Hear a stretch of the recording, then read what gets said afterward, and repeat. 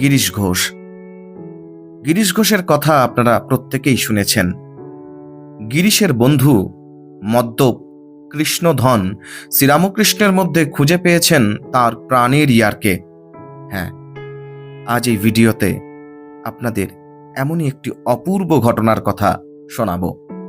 মদ্যপ অবস্থায় ইয়ার বন্ধুদের নিয়ে গভীর রাতে গিরিশের দক্ষিণেশ্বরে আগমনের একাধিক ঘটনা আছে। একবার গিরিশ ঘোষ সহচর বন্ধুর সঙ্গে মদ্যপান করতে করতে শ্রীরামকৃষ্ণের কথা আলোচনা করছেন। রাত্রি তখন 11টা। হঠাৎ তাদের ইচ্ছা হলো শ্রীরামকৃষ্ণকে দর্শন করবেন। মাতালের কাণ্ড, যা ভাবা তাই করা। সঙ্গে সঙ্গে নৌকা ভাড়া করে দক্ষিণেশ্বরে চললেন।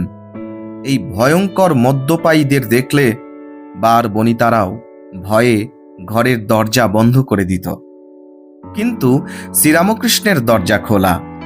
ঘরে ঢুকেই গিরিশরা তাকে সাষ্টাঙ্গে প্রণাম করলেন। শ্রীরামকৃষ্ণ দেখেই বুঝলেন তাদের অবস্থা। দুহাত তুলে গান ধরলেন, সুরাপান করিনে আমি, সুধা খাই জয় কালী বলে।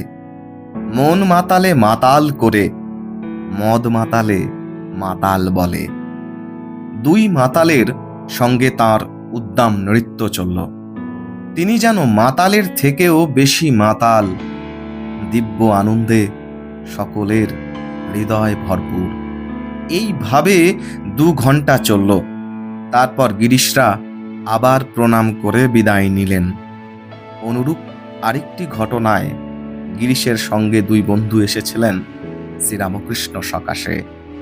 একজন কৃষ্ণধন, অপরজন সুরেন্দ্রনাথ মুখোপাধ্যায়, পরবর্তী জীবনে প্রেমানন্দ ভারতী।